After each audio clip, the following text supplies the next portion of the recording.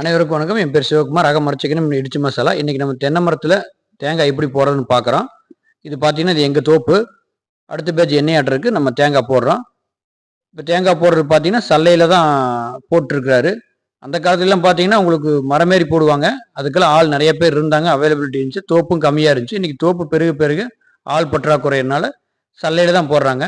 சல்லையை போடுறது ஈஸியான விஷயம் கிடையாது, கொஞ்சம் கஷ்டமான விஷயம்தான். நாங்கள் 55 நாள் கழிச்சு தான் தேங்காய் போடுவோம்.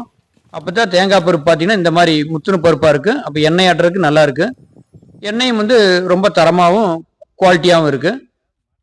ஸோ பார்த்தீங்கன்னா நம்ம காட்டுக்குள்ளே பார்த்தீங்கன்னா நம்ம இயற்கை விவசாயம் தான் பண்ணுறோம். இப்போ பார்த்தீங்கன்னா கொஞ்சம் முன்னாடி பார்த்தீங்கன்னா எருக்கலை செடி இருக்குது. இந்த செடியெல்லாம் பார்த்தீங்கன்னா ஹை போரான் சத்து அதிகமான உள்ளது.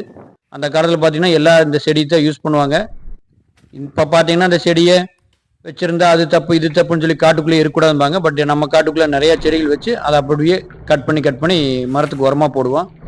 நீங்கள் தென்னை மரம் சுற்றி பார்த்தீங்கன்னா நிறைய களைகள் இருக்குது. இதெல்லாம் நாங்கள் வந்து உழவு ஓட்டி தான் இது பண்ணுவோம். நாங்கள் களைக்குள்ளையில் அடிக்க மாட்டோம். தேங்காய் போட்டாச்சு, இப்போ குமிக்கிறாங்க. இதை நம்ம வந்து காய வச்சு தேங்காய் மட்டை எடுத்து உரித்து உடைச்சி காய வைக்கிற வீடியோ அடுத்து போவோம். வணக்கம்.